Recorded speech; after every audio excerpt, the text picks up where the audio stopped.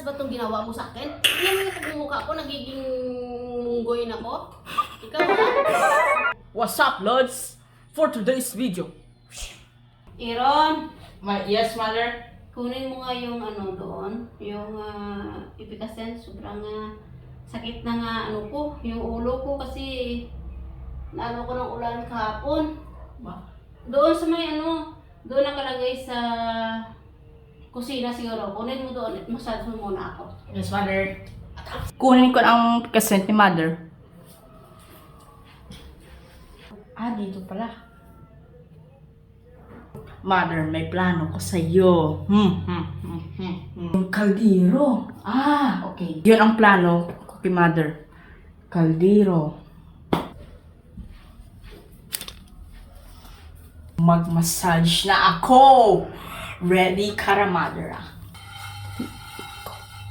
Yeah. Oh my God.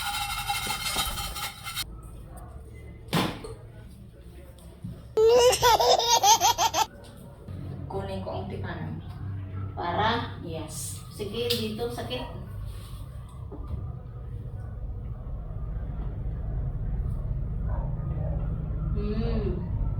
Sarap no? Yeah. Ayusin mo. Ano yan? Wala Ayusin mo, Lods. Okay.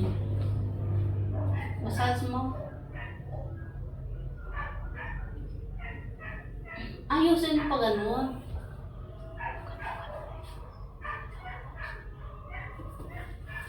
Wait. Yung ulo ko masakit. Ganyanin mo. Dagdagan mo pa ng ano, 5%. Okay.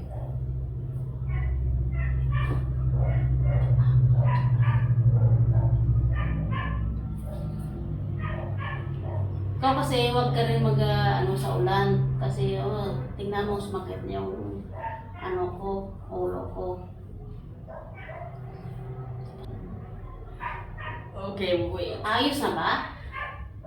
A little bit 5 minutes. Little bit 5 minutes. Yeah. Just relax. Pati yung face ko, minamassage mo rin. Oops, sorry. Ganun ba yun dapat? Yeah, I don't know. Maybe. Tapos na ba? Dito 1 ba yung minute. sakit? 1 minute. Oh, sarap. Tapos ka. Ang ganda mo naman, mother, Bakit? Ano ba yung nandiyan sa pagmumukha ko na nagmukha kong maganda? Okay. Here's the final product. Ano? Uy, anong ginawa mo sa mukha? Anong ginawa mo sa mukha? Ito. Loko ka ha. Yung ang tamang pamassage. Tamang pagmamassage ba itong ginawa mo sa akin? Yan yung pagmumukha ko, nagiging munggoy na ko. Ikaw ha? Sumasubra ka na, loko ka talaga, as in. Sumasakit na yung ulo, dinagdagan. Arimaji! Ikaw ha? Sobra-sobra ka ha, sobra ka na, sobra ka na.